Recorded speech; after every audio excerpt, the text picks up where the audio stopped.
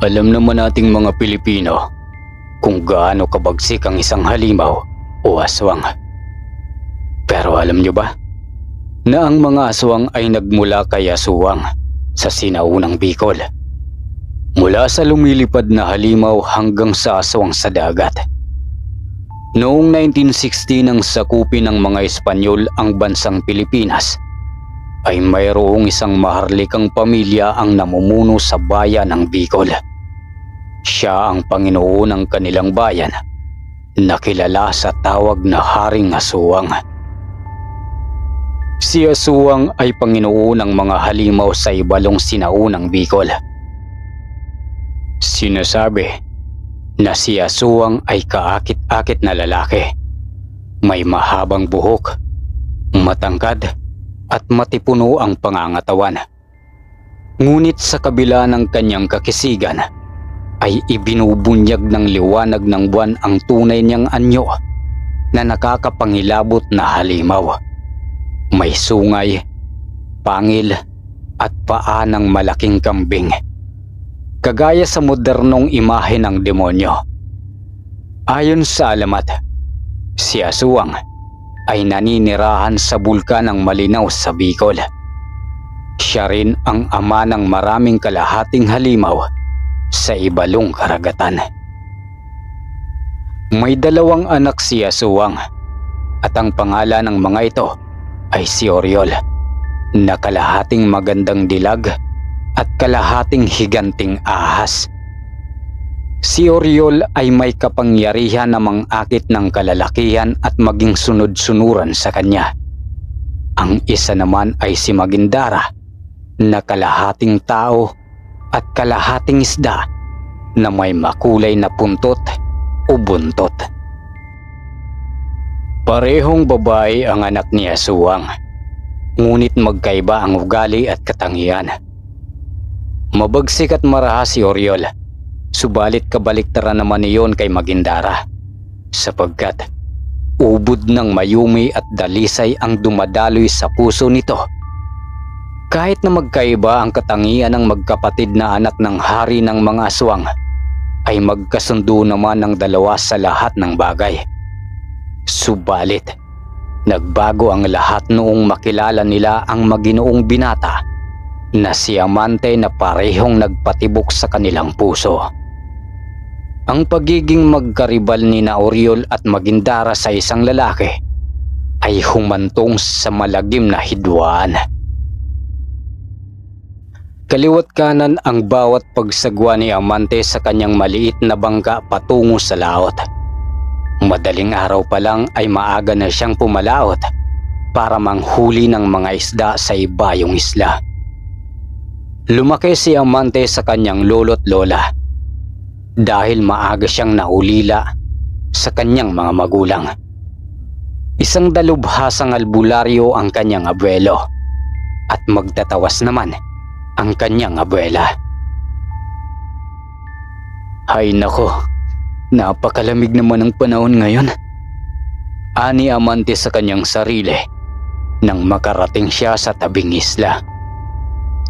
Nagsimula na rin siyang ihanda ang pamingwit para magarya, dahil madaling araw pa lang ng mga oras na yon, kung kaya't medyo madilim pa ang buong paligid sa karagatan. Tanging paglubog pa lang ng buwan ang nagbibigay saklaw sa buong paligid.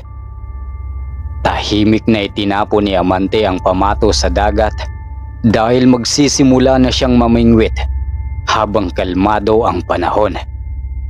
Tanging malamig na simoy ng hangin ang kanyang naririnig at dumadampi sa kanyang balat.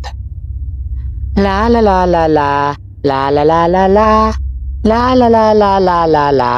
La la la la la. Isang tinig ng nilalang na nanggagaling pa sa sapi ng karagatan malapit sa sinasakyang bangka ni Amante.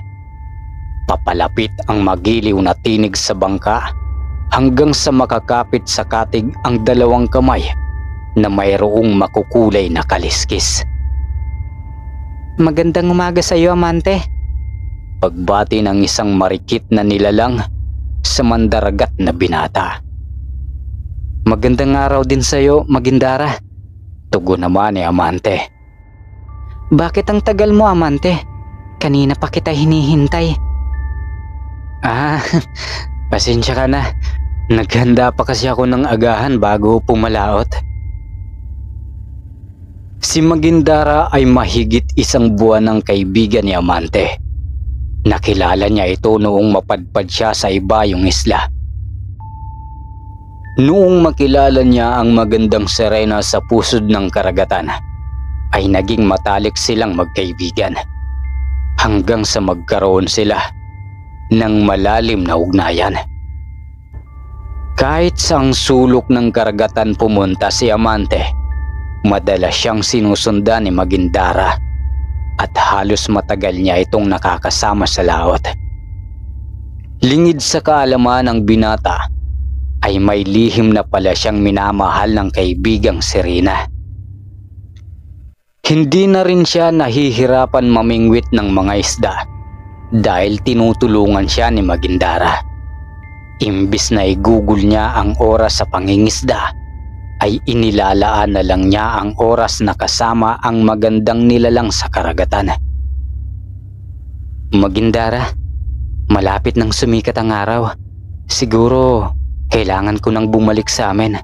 At saka marami na rin akong nahuling isda. Salamat sa tulong mo.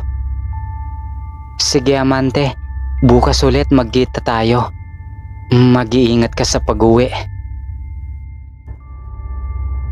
Matapos nilang magpaalam sa isa't isa, ay marahan na siyang nagsagwan pabalik sa kanilang isla. Nagpalitan din sila ng matamis na ngiti bago naghiwalay ang kanilang landas. Tuwing nakakauwi si Amante sa kanilang isla, ay labis nagtataka ang mga taga-baryo kung bakit palaging marami ang nahuhuli niyang isda. Nandito na po ako. Maiksing wika ni Amante sa kanyang abela habang mag-isang kumakain ng agahan. Ang aga mo naman nakauwi, Apo. Mukhang naparami ang huli mo ngayon. O siya, ilapag mo na muna sa sahig ang mga isda. At samahan mo akong kumain ng almusal. Alam ko na hindi sapat ang baon mong pagkain. Umupo si Amante sa tapat ng kanyang lola sa hapag at mabilis na nilagyan ng kanin at ulam ang pinggan. Nagtataka ang kanyang abela kung bakit tila parang gutom na gutom ang mandaragat na apo. Walang kaalam-alam ang matandang babae na kinakain ng Serena ang baon na pagkain ni Amante. Si Lolo nasan po? Usisang tanong ng binata sa kanyang lola. Wala dito ang lolo mo, Apo. Pumunta siya sa Karatig Baryo para manggamot. May pumunta kasi dito na kaanak ng pasyente kaninang madaling araw. Humihingi ng tulong sa lolo mo. Ani paliwanag ng kanyang abuela. Habang nag-aalmusal ang maglola, ay hindi maiwasang magtanong ng matanda sa apo kung bakit madalas itong pumalaot sa madaling araw. 2:00 pa lang kasi ng madaling araw ay umaalis na ito sa kanilang bahay. Tinatanong din siya ng kanyang abuela kung bakit palaging marami ang nahuhuli niyang isda. Subalit lahat ng katanungan ng matandang babae ay dinadaan na lang niya sa biro. Matapos nilang magalmusal ay inasikaso na ni Lola Ursula ang mga sariwang isda upang dalhin sa palengke. Kahit na matanda na ito ay likas pa rin sa kanya ang pagiging malakas. Makalipas lang ang ilang oras, buhat nung pumunta ang kanyang abuela sa palengke, ay biglang dumating ang kanyang albularyong lolo kasama ang kanyang masipag na lola. Sinalubong niya ang kanyang lolo Pidol at magalang na nagmano. Apo, bakit gising ka pa? Hindi ka ba napuyat sa pangingisda?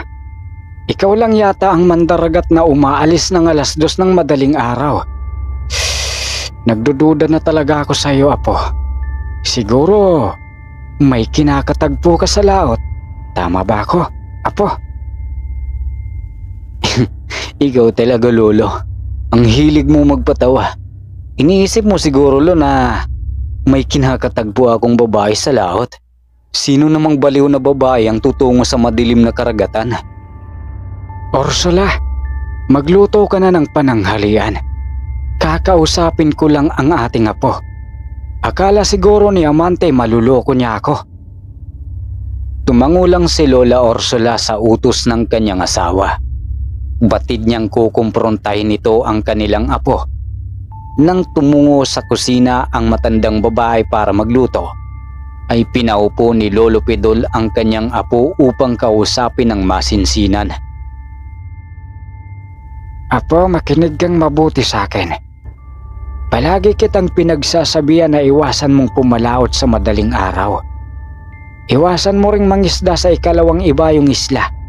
At higit sa lahat, huwag mong tatangkaing tumungo sa ikatlong ibayong isla na pinamumugaran ng mga halimaw na pinamumunuan ni Haring Aswang. Binabalaan kita, Apo, na iwasan mo ang pakikipagkita sa Serena para hindi maging karnal. Baka isa sa mga anak ni Aswang ang makilala mo, ang mayuming sirena na si Magindara. Paglalahad ni Lolo Pidol sa kanyang nag-iisang apo na labis namang ikinagulat ni Amante. Hindi niya lubos maisip na alam pala ng kanyang lolo ang tungkol sa kaibigan niyang Serena. Lo, hindi po kita maintindihan. Ano po ang karnal? Usisang tanong ni Amante sa kanyang abelo. Amante, Apo, ang ibig sabihin ng karnal ay makikipagkaibigan siya sa iyo hanggang sa maging malapit kayo sa isa't isa. Kinalaunan, magiging sunod-sunuran ka sa kanya at gagawin kanyang alipin. Mahirap makipagkaibigan sa mga sirena dahil sila ang mga halimaw sa dagat. Kumakain sila ng mga lamang loob ng tao. Palabiro ka talaga, Lo. Kung totoo man ang mga sirena, nakakasiguro ako na mababait sila at magaganda. Siguro napakamayumi ni Magindara. Sino po ba talaga si Aswang, Lo? Ani pagkukunwari ni Amante sa kanyang abelo dahil matalik niyang kaibigan si Magindara. Naisip niyang itanong sa kanyang albularyong lolo ang tungkol sa ama ng Serena na si Haring Aswang. Si Aswang ang pinuno sa baryo sa bahaging silangan. Nasa ikatlong ibayo sila ng ating isla. Sa pagkakaalam ko matanda na ang hari at naisali na niya ang kanyang kapangyarihan sa dalawa niyang anak na babae. Walang sino mang bangkero ang naglakas loob na dumayo sa ikatlong ibayong isla. Dahil bago marating ang kanilang sinasakupan, ay madadaanan mo na ang isang isla na kung saan nababalutan ito ng makapal na hamog. Ang islang ito ay tinatawag na Silangan Hamog na Lawa dahil may mga kuro-kuro na doon daw naninirahan ang isang higanting ahas.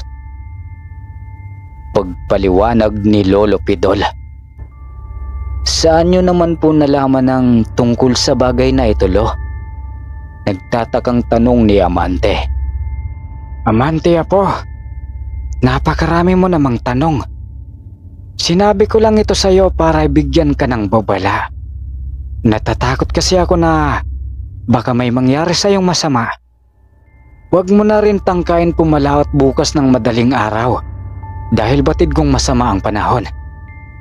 Tugon muli ng matanda sa binatang apo. Alam din ni Lolo Pidol na medyo may katigasan ang ulo ni Amante. Malakas ang kutob niya na tutungo ito sa laot upang makipagkita sa kaibigang Serena na walang iba kundi si Magindara.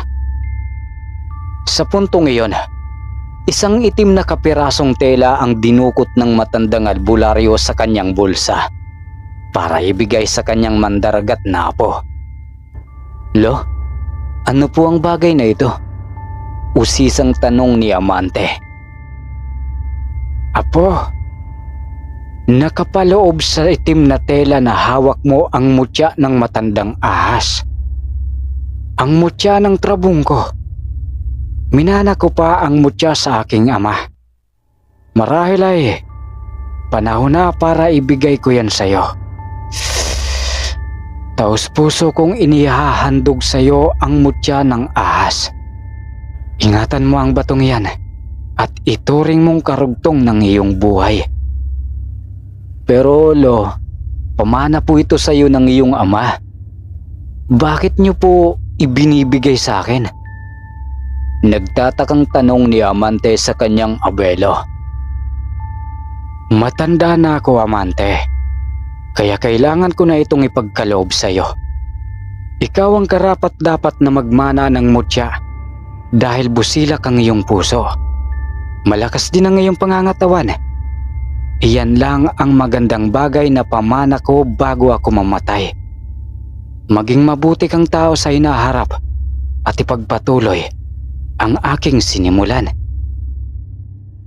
Salamat, Polo. Pangako, aalagaan ko po ang mutyang ipinagkaloob mo sa akin.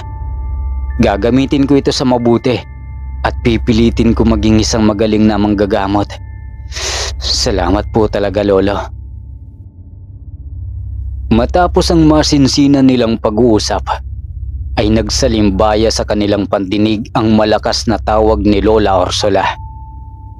Natapos na kasi itong magluto ng kanilang pananghalian. Pagsapit ng gabi, maagang nahiga si Amante sa kanyang silid habang malalim na iniisip ang tungkol sa mga bagay na sinabi sa kanya ng kanyang abuelo. Dahil hindi pa siya panawa ng antok, ay naisipan niyang buklatin ang itim na tela para suriin ang mutya ng matandang ahas. Namangha siya nang gumuwit sa kanyang paningin ang makintab na bato. Kumikinang ito na kasing kulay ng asul na tubig sa bukal na lawa. Matapos niyang kilatisin ang trabungko, ay muli niya itong ibinalot sa itim na tela at maingat na itinago sa kanyang bulsa. Tinalian din niya ito ng tansi para hindi mawala. Makalipas pa ang ilang minuto, ay hindi na niya napigilan ang antok. Kinaumagahan ng madaling araw, kung saan hindi pa tumitilaok ang manok, ay maaga siyang bumangon sa kanyang higaan. Tulad ng kanyang nakagawian, aligaga siyang inihanda ang mga bagay na gagamitin niya sa pangingisda. Kahit na pinagbawalan siya ng kanyang abuelo na tumungo sa laot, ay tumuloy pa rin siya para makita si Magindara. Matapos niyang maihanda ang gamit at ang baong pagkain ay nagmamadali na siyang tumungo sa tabing dagat kung saan nakadaong ang kanyang maliit na bangka. Malakas ang ihip ng hangin dahil sa hanging habagat. Subalit kahit nagbabadya ang kalangitan ng masamang panahon, ay tumuloy pa rin siya sa laot para mamingwit ng isda. Lalo't may usapan sila ni Magindara na magkikita sa kanilang tagpuan. Naroon na kaya si Magindara sa aming tagpuan? Bakit kaya araw-araw na lang nais niya ako makita? Sana naman hindi bumuhos ang malakas na ulan. Ani Amante sa kanyang sarili habang mabilis na sumasagwan. Makalipas ang ilang minuto na pagsasagwan, kung saan nasa kalagitnaan na siya ng malawak na karagatan, ay biglang umihip ang malakas na hangin. Sabayan pa ng nakakabinging dagundong ng kulog at kidlat. Dumating na nga sa punto na bumuhos ang malakas na ulan na may kasamang paghampas ng malalaking alon. Dahil sa matinding sama ng panahon, ay hindi na kinaya ng balangay na labanan ang matataas na alon. Wala ring silbi kahit na magsagwan pa siya ng mabilis, sapagkat tuluyan ng hinambalos ng matataas na alon ang bangka hanggang sa tuluyan na nga itong tumaob. Kahit nabiyasa si Amante sa paglangoy, ay hindi pa rin niya kinaya ang bangis ng panahon.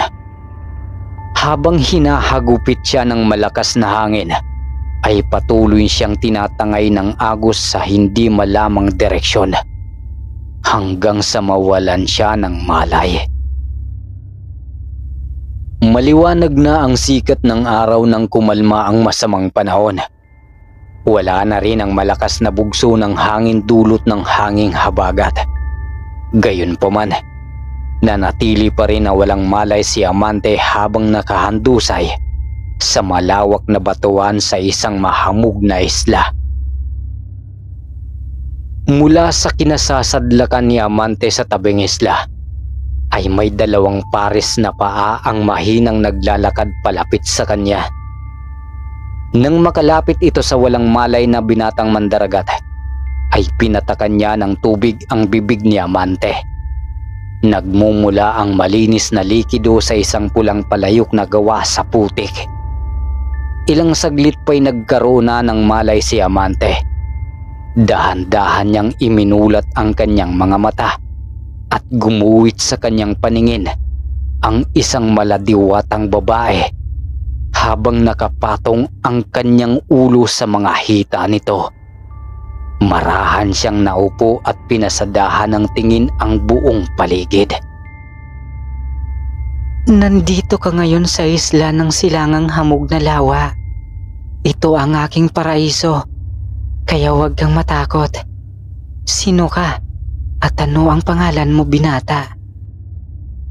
Ako si Amante, isang simpleng mandaragat. Dito ka ba naninirahan, magandang binibini? Anong pangalan mo? Oo, dito ako naninirahan. Pagmamay-ari ko ang islang ito. Tawagin mo na lang ako sa pangalang Oriol. Bakit ka pala napadpad sa islang ito? Hindi ko sinasadya na mapadpad sa islang ito. Kusa akong tinangay ng malakas na alon. Bigla kasing sumama ang panahon kanina. Binibining Oriol, pwede ba akong manatili sa inyong isla? Hindi ka maaaring manatili dito ng matagal. Mapanganib ang islang ito dahil ang paraisong ito ay tahanan ng mga makamandag na ahas. Ngunit kapag kasama mo ako at manatili sa aking tabi, ay magiging ligtas ka. Nagugutom ka ba? Gusto mo bang kumain? Halika, sumama ka sa akin at ililibot kita sa islang ito. Matapos iyon sabihin ng dalaga, ay biglang sumagi sa kanyang isipan ang sinabi ni Lolo Pidol. Ang patungkol sa ikalawang ibayong isla sa silangan na pinamamahayan ng higanting ahas. Napapaisip siya tuloy na baka ang isla ng mga ahas ang kinaroroonan niya ngayon. Gayunpaman, nagtataka siya sa mayuming dalaga kung bakit tila malagkit ang pagkakatitig nito sa kanya. Magkasama silang tinahak ang bukana ng isla na napapalibutan ng matatayog na puno at makakapal na hamog. Iginayak niya ang kanyang paningin sa buong paligid sa loob ng isla dahil napakaganda ng tanawin. Para nga itong paraiso na tahanan ng mga diwata. Punong-puno ang isla ng mga halamang may makukulay na bulaklak. Subalit walang kaalam-alam si Amante sa tunay na katauhan ng magandang dilag. Habang naglalakad sila sa pusod ng gubat, ay hindi mabilang na mga ahas ang nakapaligid sa kanila sa hindi kalayuan. Tila nagmamasid ang mga makamandag na ahas na parang may binabantay ang amo. Napatigil sila sa paglalakad nang marating nila ang nanininggalang kuweba kung saan nakatira ang misteryosong dalaga. Amante, dito na tayo.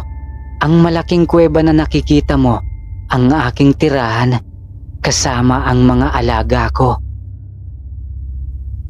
Sa kuweba ka nakatira? Anong alaga? Hindi ka ba natatakot na manirahan dito sa isla? Tingin ko'y pinamamahayan ng maraming ahas ang yungib na yan. Nakakasiguro din ako na hindi ka pangkaraniwang babae Tama ba ako? Tama ka, Amante. Hindi nga ako ordinaryong babae. Sino mang mortal lang mapadpad sa aking isla ay hindi na makakalabas pa ng buhay. Huwag kang mag-alala, Amante. Hindi naman ako ganun kasamang nilalang. Hindi ko alam kung bakit. Nahuhumaling ako sa'yo. Nung makita kitang walang malay, agad ako nagkaroon ng interes sa'yo. Pagwawaksi ng tunay na katauhan ni Oriol kay Amante. Namilog ang mga mata ni Amante nang lumabas sa pinagtataguang lungga ang libu-libong makamandag na ahas. Nagtataka siya kung bakit hindi siya tinutuklaw kahit na may gumagapang sa kanyang mga paa. Marahil nasa tabi niya ang dalaga kung kaya't hindi siya inaatake ng mga ito. Subalit, wala siyang kaalam-alam na ginagabayan siya ng tangan niyang mutya na nasa loob ng kanyang bulsa na itinali niya sa tanse. Ang gabay niyang mutya ay may kakayahang magpaamo ng anumang uri ng makamandag na ahas, kung kaya't biglang nahulog sa kanya ang loob ni Oriol. Kinausap ni Oriol ang sandamakmak na ahas sa kakaibang lengguwahe. Matapos niya itong kausapin, ay biglang umalis ang mga ito at nagkalat sa buong paligid ng malawak na isla. Natatakot ka ba sa akin, Amante? Ngayong alam mo na ang tunay kong katauhan, huwag kang mag-alala. Hindi ako nagpapalitan niyo bilang dambuhalang ahas. Hindi kita kakainin dahil gusto kita, Amante. Ewan ko ba kung bakit bigla na lang akong nagkagusto sa'yo. Hindi naman ako natatakot sa iyo, Oriol. Nagulat lang ako nung una. Hindi ko kasi inaasahan na mapapadpad ako sa ikalawang ibayong isla. Hindi lang ikaw ang unang nilalang na nakilala ko. Talaga, Amante. Salamat naman at hindi ka natakot sa akin. Huwag kang magpasalamat, Oriol. Dapat ako ang magpasalamat sa iyo dahil iniligtas mo ang buhay ko. Matapos nilang makilala ng lubusan ng isa't isa, ay masaya silang nagkwentuhan habang pinagsasaluhan ang mga sariwang prutas. Inilibot din siya ni Oriol sa buong isla para makita ang nabubukod tanging ganda. Naging panatag na rin siya sa katabi ng babaeng ahas. Sa buong maghapon nilang magkasama ay agad silang nagkapalagayan ng loob. Nagtagal pa ng ilang araw si Amante sa isla kapiling ang dalaga. Magkasama at magkatabi silang natutulog sa madilim na kuweba. Kinalaunan, sa maikling panahon ay tuluyan nang nahulog ang loob ni Amante sa mayuming nilalang. Lalo't minahal na siya ni Oriol sa unang pagkakataon nung pagtagpuin sila ng tadhana. Ang kanilang malalim na ugnayan ay nauwi sa isang matamis na pagmamahalan na wala na sa isip ni Amante na bumalik sa kanilang baryo. Bukod kasi sa wala siyang magamit na bangka, ay namamayani sa kanyang diwa na samahan ang kasintahan.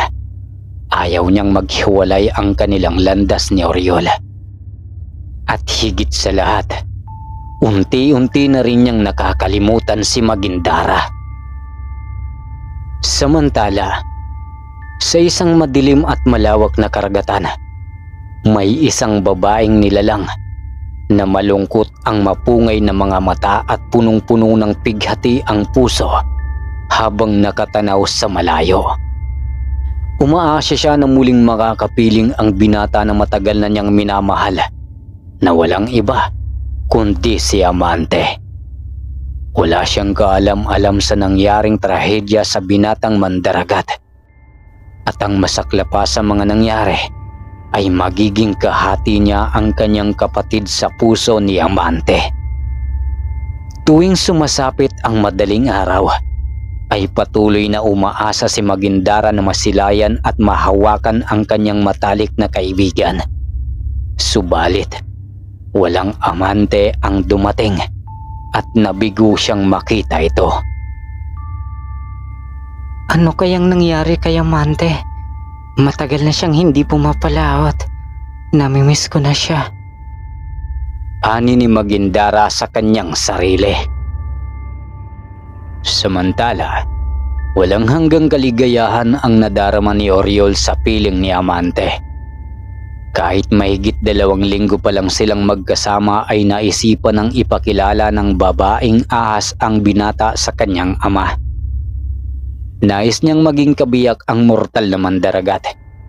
Hindi naisip ni Oriol ang kahihinatnan oras na isama niya si Amante sa kanilang lugar kung saan naghahari ang kanyang amang Panginoon ng mga halimaw na si Aswang. Amante, nais na kitang ipakilala sa aking mga magulang. Gusto kong mabuhay tayo ng malaya at matiwasay. Ayaw kong habang buhay tayong nandirito sa isla ng mga ahas.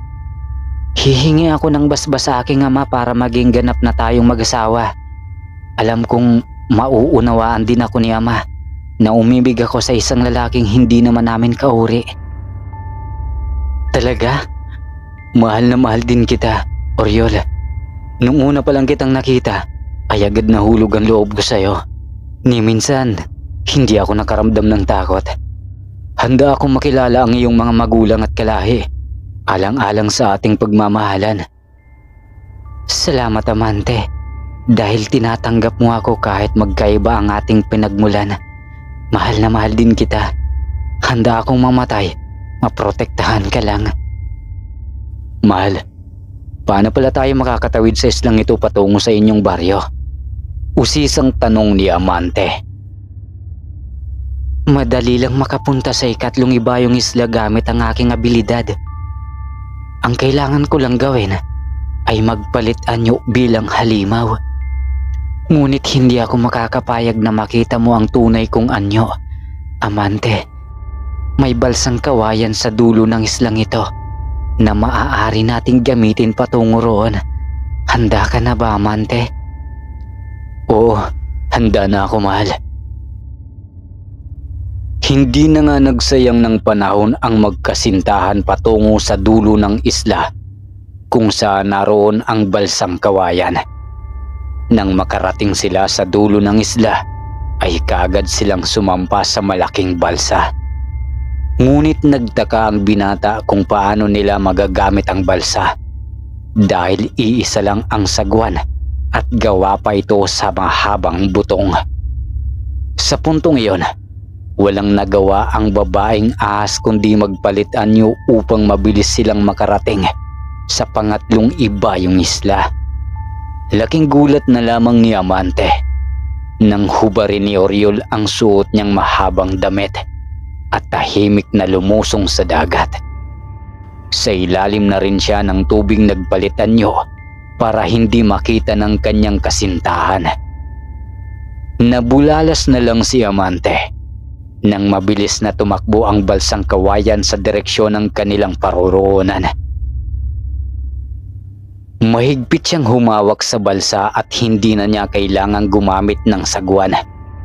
Makalipas ang ilang sandali ay mabilis nilang narating ng walang kahirap-hirap ang bahaging silangan sa Baryo Malinaw sa ikatlong ibayong isla. Nang makadaong ang balsa sa baybaying isla, muling umahon sa tubig si Oriol na may katauhan bilang isang tao. Sa ilalim pa lang ng tubig ay muli siyang nagkatawang tao dahil takot siyang makita ng binatang mandaragat ang tunay niyang katauhan. Muling sinuot ng babaeng ahas ang kanyang damit at nagsimula na silang maglakad papasok sa bukana ng kakahuyan kung saan nakatirik ang malawak na baryo. Habang papalapit sila sa tarangkahan ng Baryo Malinaw, ay tila naramdaman ni Amante na umiinit ang buo niyang katawan. Nagmumula ang kakaibang siklab ng init sa kanyang mutya na nakatago sa kanyang bulsa. Senyalis na mayroong paparating na peligro. Nang tuluyan na silang makapasok sa tarangkahan ng Baryo Malinaw, ay maraming pares ng mga mata ang nakamasid sa kanila mga matang may kaakibat na panganib. Ani mo'y tila nakakita ang buong taga-baryo ng isang masarap na putahe na kanilang kakainin. Habang naglalakad ang magkasintahan papasok sa pinakalooban, ay nakasunod sa kanila ang mga kababaryo ng dalagang ahas. Nakaramdam ng kaunting kaba si Amante nang pasadahan niya ng tingin ang mga taong nakabuntot sa kanila. Tumutulo kasi ang mga laway sa kanilang bibig na tila nais siyang sunggaban. Huwag kang matakot, Amante. Marahil iniisip nila na isa kang pagkain. Hindi ka nila gagalawin dito habang nasa tabi mo ako. Gaya ng sabi ko, ang ama ko ang pinuno sa aming isla. Ani Oriol sa binatang mandaragat. Pakuwari niya kasi natatakot ito. Tumangulang si Amante sa sinabi ng nobya habang magkahawak ang kanilang kamay. Nang marating nila ang bahay ni Oriol ay inabutan nila ang ama ng dalaga na may kinakausap na matatanda sa labas ng kanilang bakuran. Magandang araw po, Tay. Magalang nabati ni Oriol sa kanyang ama. Magandang araw din sa iyo, nak. Bakit ka na parito sa baryo? Sino ang kasama mo? Magandang araw po. Ako po si Amante. Kusang pagpapakilala ni Amante sa ama ng dalaga. Hindi ikaw ang tinatanong ko. Magsasalita ka lang kapag sinabi ko. Galit na wika ng pinuno sa binatang mandaragat. Tay, si Amante pala. Kasintahan ko. May mahalaga po akong sasabihin sa iyo kaya po ako naparito. Halos namilog ang mga mata ni Haring Aswang nang sabihin ng kanyang anak na nobyo niya ang kasamang lalaki. Nagkatinginan din ang matatandang lalaki na kausap ng pinuno na tila hindi nagustuhan ang sinabi ng babaeng ahas. Haring Aswang, aalis na po kami. Mukhang mahalagang bagay ang pag-uusapan niyo ni Binibining Oriol. Pagpapaalam ng isang matandang lalaki sa pinuno. Tumangulang ang hari at sinabihan ang dalagang anak na pumasok sa kanilang bahay kasama si Amante. Hindi mo naman agad sinabi na nobyo mo pala ang binatang ito. Nakilala mo ba ang lalaking ito? Sa islang pinamamahayan mo? Ani ng hari nang makapasok at makaupo sila sa antigong upuan. Magkahawak din ang kanilang mga kamay habang kinakausap sila ng pinuno. Gayunpaman, kahit magkatabi ang magkasintahan ay tila binabalot ng matinding hilakbot si Amante. Hindi maganda ang kanyang pakiramdam na parang sinusunog ang kanyang katawan. Hindi rin alam ng hari na mayroon siyang tanga na mutya dahil nakabalot ito sa itim na tela na may sagradong orasyon ng kanyang lolo. Pinipilit niyang maging mahinahon sa ama ng dalaga at mas nilamon siya ng matinding takot nang makita niya ang iba't ibang palamuti sa loob ng tahanan. May mga malalaking tansong rebulto na kawangis ng isang kalahating tao at kalahating turo na may mahabang sungay. Nak, di ba may mahalaga kang sasabihin? Ano yun? Tay, didiretsuhin na po kita. Hihingi po ako sa inyo ng basbas na maging ganap na asawa si Amante. Ayaw ko pong manirahan sa isla ng mga ahas at nais ko pong sumama sa kanya patungo sa kanilang isla. Gusto ko ng tahimik na buhay na walang gumigimbala sa amin. Kinakabahang wika ni Oriol sa kanyang ama. Bago magsalita ang pinuno, ay matalim muna nitong tinapunan ng tingin ang binatang mandaragat. Nahihibang ka na ba? Bakit ka sasama sa lalaking ito? Isa lamang siyang mortal. Katulad ka rin ng kapatid mo na bihira na lang umuwi dito sa isla dahil may kinakatagpo siyang binatang mandaragat. Pareho lang kayong suwail na magindara. Mga wala kayong kwentang anak. Nang gagalaiting wika ng pinuno sa dalaga. Namilog naman ang mga mata ni Amante nang marinig niya ang pangalan ng kaibigan niyang Serena. Pero tay, mahal ko po si Amante. Siya ang nais kong makasama habang buhay. Pahintulutan niyo po kami na malayang magsama. Lapastangan. Baka nakakalimutan mo kung sino ako. Kahit napayagan ko kayong magsamang dalawa, hindi pa rin kayo makakaligtas sa kamay ng ating mga kalahi. May mga batas tayong sinusunod na hindi kailangan baliin. Sa tingin mo ba, mabubuhay pa ang lalaking yan? Mukhang dito na siya mamamatay. Ani Haring Aswang. Nagalit si Oriol sa sinabi ng kanyang ama. Akmang magsasalita na siya ay biglang dumating ang kanyang kapatid na si Magindara. Amante? Ikaw ba yan? Tama, ikaw nga, Amante. Kay tagal kitang hinihintay na muling makita. Bungad na wika ng babaeng Serena at mabilis na lumapit sa binatang mandaragat. At walang habas na niyakap ng mahigpit na ikinagulat ni Oriol. Tinanong ni Amante ang kanyang kaibigan kung paano nito nagawang baguhin ang makukulay nitong buntot bilang mga paa.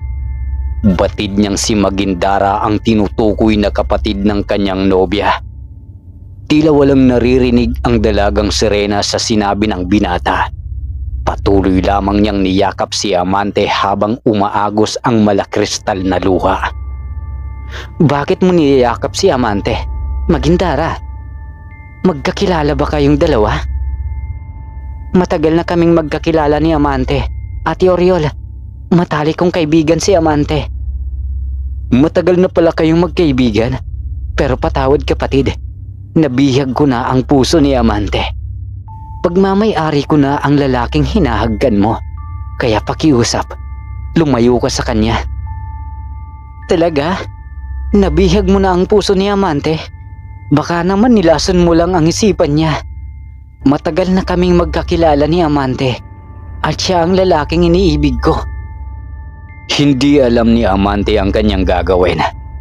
Dahil nagsisimula ng magtalo ang magkapatid.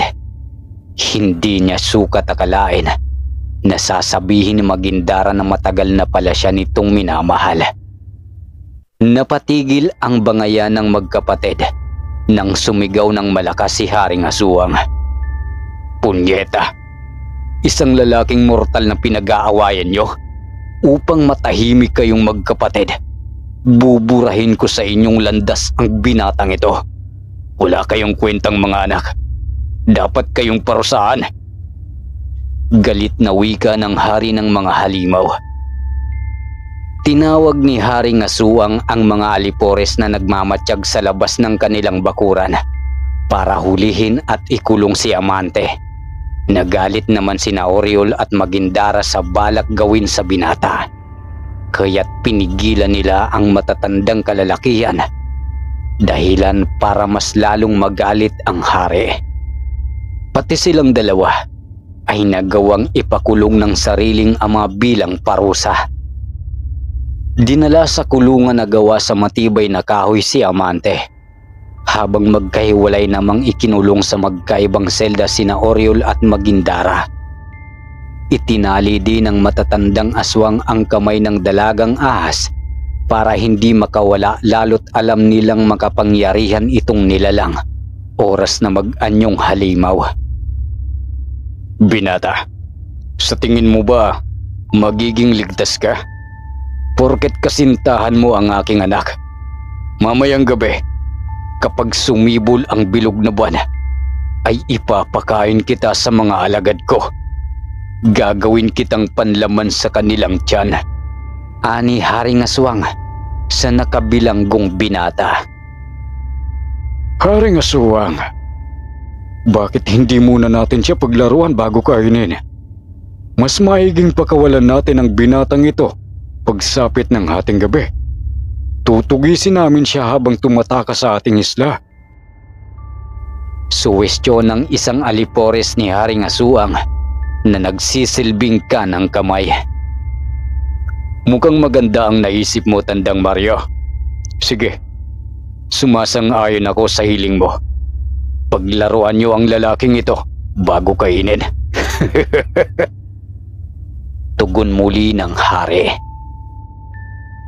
Matapos kausapin ni Haring Aswang si Amante at ang kanang kamay nito, ay mabilis naman siyang umalis kasama ang mga alagad. Naiwang mag-isa ang binata sa isang mabahong kulungan. Nais tulungan ni Oriol ang kanyang nobyo, ngunit hindi niya magawa.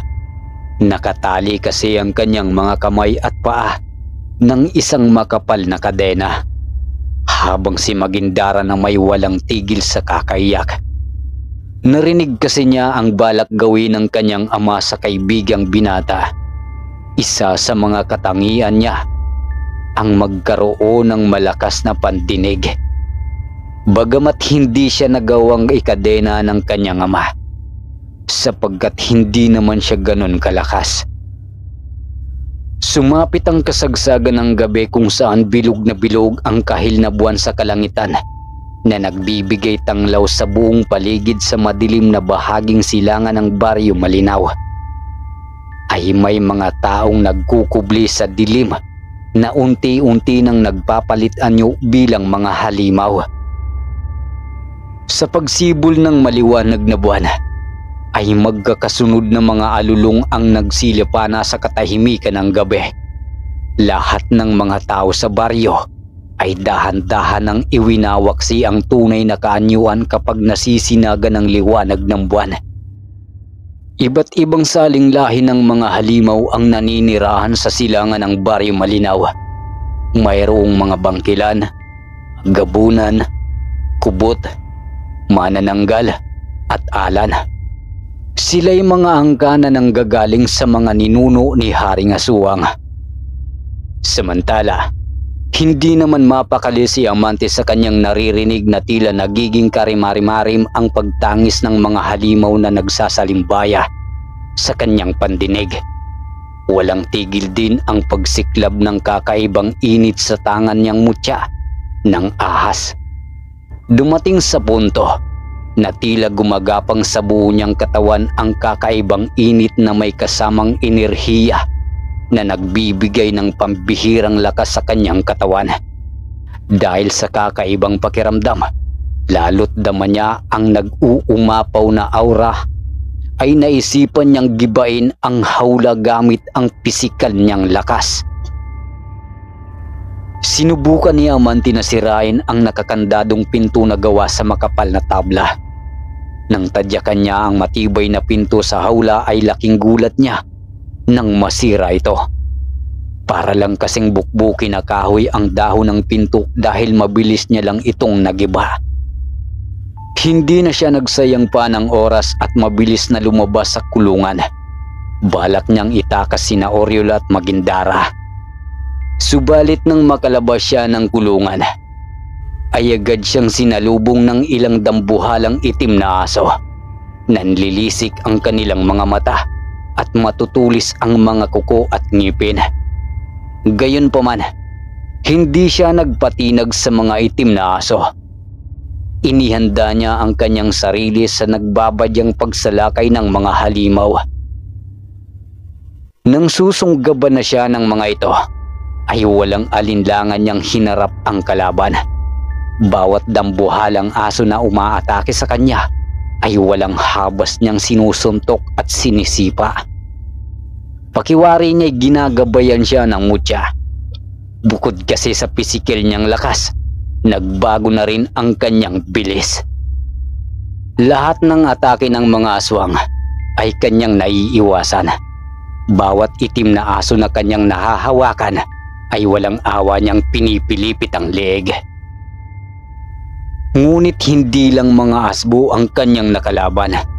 Marami pang ibang uri ng mga nilalang ang nagkalat sa buong paligid para tugisin siya. Natatanaw rin niya sa himpapawid ang mga taong paniki at manananggal na lumilipad palapit sa kanya. Kahit na binibigyan siya ng mutya ng ahas ng pambihirang lakas, ay hindi pa rin siya naging kampante. Sa dami ng mga kalaban na nais siyang paslangin, Imbis na harapin niya ang mga halimaw ay naisip niyang tumungo sa kulungan ni Oriol upang palayain ito. Tanging ang dalagang ahas lamang ang may kakayahan na labanan ang sandamakmak na halimaw. Habang ginagalugad niya ang malamlam na paligid sa bahaging kakauyan, nasipat niya ang isang hawla kung saan nakabilanggo ang kaibigan niyang Serena. Maingat siyang lumapit sa kulungan at walang pakundangan na sinira ang pintuan. "Ayos ka lang ba, Magindara? Hindi ka ba nila sinaktan?" Ayos lang ako, amante. Hindi magagawa ni ama na saktan ako. Umalis na tayo dito. Tutulungan kitang makaalis sa islang ito. Hayaan mo na si Ate Oriol. Hindi naman siya mamamatay. Ang mahalaga, makalabas ka sa aming isla. "Patawarin mo ako, Magindara. Kailangan kong palayain si Oriol. Kailangan magkasama kami na lisanin ang islang ito. Mahal ko ang ate mo, Magindara, at nagmamahalan kaming dalawa." Nakaramdam ng matinding kirot sa puso si Magindara sa sinabi ni Amante. Hindi niya lubos maunawaan kung bakit nahulog ang loob nito sa kanyang nakakatandang kapatid. Kung iisipin, siya ang unang naging matalik na kaibigan ng binatang mandaragat. Para sa kaligayahan ng lalaking kanyang minamahal, wala siyang nagawa kundi iligtas at pakawalan sa hawla ang babaeng ahas. Magkasama silang tumungo sa lugar kung saan ikinulong ang kanyang nagkakatandang kapatid na si Oriol. Sa taglay na abilidad ni Magindara, agad nilang nahanap ang babaeng ahas.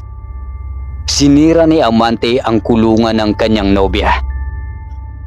Subalit nabigo siyang baklasin ang makapal na kadenang nakapulupot sa mga kamay at paa ni Oriol. Habang pilit na binabaklas ni Amante ang kadena sa kanyang nobya, saglit siyang napatigil dahil sa isang nakakabinging atungal. Naririnig din niya ang malakas na yabag ng mga paa na papalapit sa kanilang kinaroroonan. Nagulat na lamang siya nang bumungad sa kanyang harapan ang isang dambuhalang halimaw, kalahating tao at kalahating toro. Nakakapangilabot ang wangis nito. Nakapaligid din sa dambuhalang nilalang ang mga alagad nito. Ang dambuhalang nilalang ay walang iba kundi si Haring Aswang. Isa kang malaking hangal. Sa tingin mo ba, makakalabas ka ng buhay sa aking sinasakupan?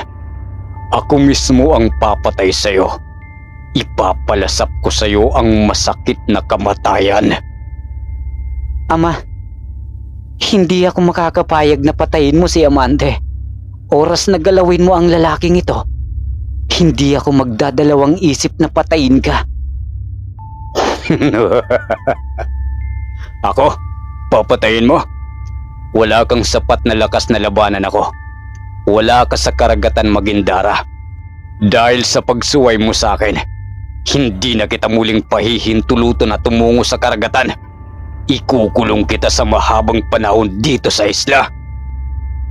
Kung yan ang nais mo, Ama, wala nang ibang paraan kundi labanan ka. Itinatakwil na kita bilang isang magulang. Handa akong ibuwis ang sariling buhay alang-alang sa kaligtasan ni Amante. Dahil sa sinabi ni Magindara, ay mas lalong nagalit si Haring Aswang. Humanga din si Oriol sa katapangan ng kanyang kapatid. Kahit alam niyang wala itong lakas na labanan ang pinuno ng mga halimaw na mismong sarili nilang ama, doon rin niya napagtanto na mahal talaga ni Magindara si Amante. Hindi na nakapagtimpi si Haring Aswang nasaktan ng sariling anak. Hinaribas niya ito ng matatalas na kuko dahilan para makatamo ang dalagang Serena ng malalim na sugat. Nagalit naman ang binatang mandaragat sa sinapit ng kanyang kaibigan, kung kaya't matapang niyang hinarap ang pinuno. Matapang niyang sinugod ang hari at walang habas na sinuntok ang muka. Sa tindi ng pinakawalan niyang suntok, halos mayanig ang panga ng dambuhalang halimaw. Napaluhod ito sa lupa at iniinda ang matinding sakit. Sa puntong iyon, nagalit ang mga alagad ng hari at pinagtulungan siyang salakayin. Napasigaw si Amante sa mga nilalang na sumasalakay sa kanya. Hindi niya magawang labanan ang mga ito dahil napakarami nila. May sumasakmal na taong paniki sa kanyang likuran habang kinakalmot siya ng mga halimaw sa lupa. Halos naliligo na sa sariling dugo si Amante sa dami ng natamo niyang pinsala. Walang magawa si Magindara ng mga oras na yon dahil wala siya sa tubig. Ang tanging pag-asa na lang ay makawala sa pagkakagapos ang kanyang nakakatandang kapatid. Subalit napatigil na lamang ang mga halimaw na sunggaban ang binatang mandaragat nang sumigaw si Oriol. Hindi na matiis ng babaeng ahas na makitang nasasaktan ang kanyang nobyo. Sa likod ng malakas na hiyaw ni Oriol ay nagsimula na itong magpalit anyo buhat ng magkulay dugo ang liwanag ng buwan. Ang mapupulang tanglaw ang magwawaksi sa nakakakilabot na tunay na katauhan ng dalaga. Dumistansya ang mga nilalang na sumasalakay sa binata nang biglang masira ang mga kadenang nakatali sa kamay at paa ng babaeng ahas. Bigla kasi itong lumaki na sumusukat na 30 talampakan. Isang kalahating tao at kalahating ahas. Nagmistulang higante sa paningin ni Amante ang kanyang nobya. Mahal kong kapatid, ikaw na ang bahala kay Amante. Ilayo mo siya sa islang ito. Siguraduhin mong ligtas siyang makakabalik sa kanilang lugar. Pinapaubaya ko na sa iyo si Amante. Ani Oriol sa kanyang nakababatang kapatid na tila nagpapaalam. Amante, tandaan mo, mahal na mahal kita. Ikaw lang ang unang lalaking minahal ko. Umalis na kayo ni Magindara habang maaga pa. Ako na ang bahalang humarap sa mga kalaban. Hindi ako magpapakita ng awa sa sarili kong ama. Sige na, umalis na kayo. Hindi ako makakapayag na isakripisyo mo ang sarili mong buhay, Oriol. Magkasama tayong aalis sa islang ito. Hayaan mo akong tulungan kang harapin ang mga kalaban. Amante, halika na. Kailangan mo nang makaalis. Malakas si Ate Oriol at kaya niyang labanan ng mga halimaw. Alam kong hindi magagawang patayin ni Ama si Ate dahil siya ang susunod na mamumuno sa aming angkan. Umalis na tayo, Amante. Dahil sa mga sinabi ng Magindara ay walang nagawa si Amante kundi sumunod na lang sa hiling ng kanyang nobya. Mabilis silang tumakbo ni Magindara patungo sa dulo ng baryo hanggang sa marating nila ang baybaying dagat kung saan may ilang bangkang nakadaong. Hinila ni Amante ang maliit na bangka patungo sa tubig dagat at mabilis na hinawakan ng sagwan. Upang mabilis siyang makalayo sa ikatlong ibayong isla, ay agad nagpalit anyo ang dalaga bilang isang sirena.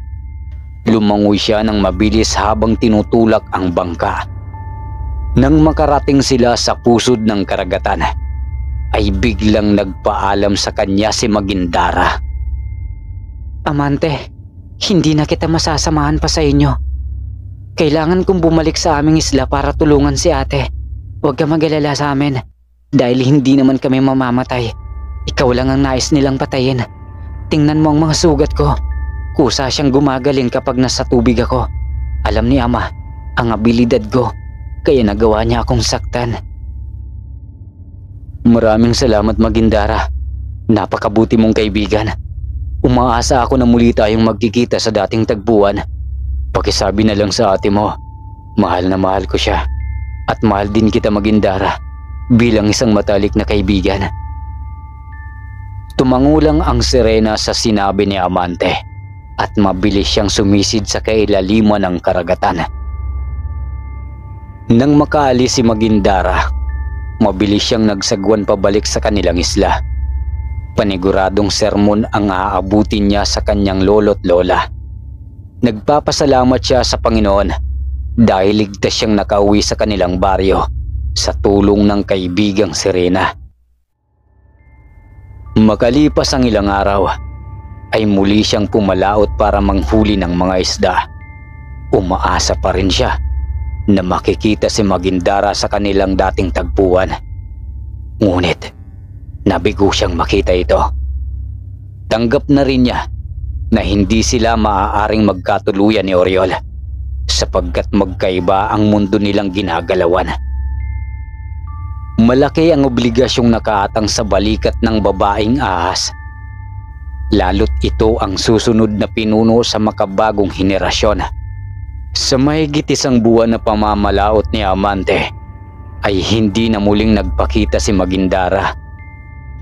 Dahil hindi na sila nagkikita ng kaibigan niyang Serena, naisip na lang niya na tumigil sa pangingisda. Hinangad na lang niya na maging isang dalubhasang manggagamot sa tulong ng kanyang abuelo. Natuto si Amante na magbasa ng mga Latin na salita na ginagamit pantaboy sa mga masasamang elemento at sa tulong na rin ng gabay niyang mutya ng matandang ahas. Lumipas ang mahigit isang taon ay ganap ng isang magaling na albularyo si Amante sa kanilang isla. Naging tanyag ang kanyang pangalan sa buong baryo. Gayunpaman, hindi pa rin nawawala sa kanyang isipan sina Oriol at Magindara. Isang gabi, habang tahimik siyang nakahiga sa kanyang silid, dahil napagod siya sa maghapong panggagamot, ay bigla niyang narinig ang kakaibang musika na pamilyar sa kanyang pandinig. Ang tinig na iyon ay kahalintulad sa awitin na Magindara. Kaya't hindi na siya nagdalawang isip na tumungo sa tabing dagat. Hindi nga siya nagkamali ng hinala dahil agad na gumuhit sa kanyang paningin si Magindara na nakatayo sa buhangin habang nakahubot-hubad. Wala siyang makukulay na buntot. Bagkus, nakatayo siya gamit ang kanyang mga paa. Hinubad ni Amante ang suot niyang damit at nagmagandang loob na ibinigay sa kaibigang Serena upang matakpan ang hubot-hubad na katawan. Sinama niya si Magindara sa kanilang bahay at magiliw na ipinakilala sa kanyang lolo't lola.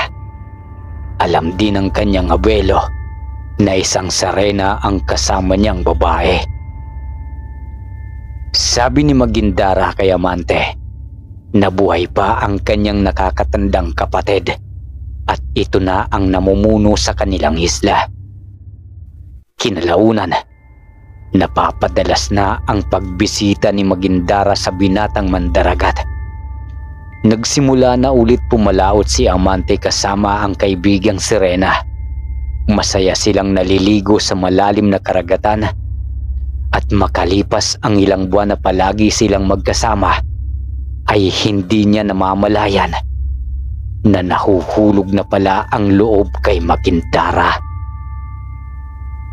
At dahil sa pareho ang kanilang nararamdaman, lalo't nagparaya na ang babaeng ahas, ay nagkaroon sila ng relasyon. Sa bandang huli, sina Amante at Magindara pa rin ang nagkatuluyan.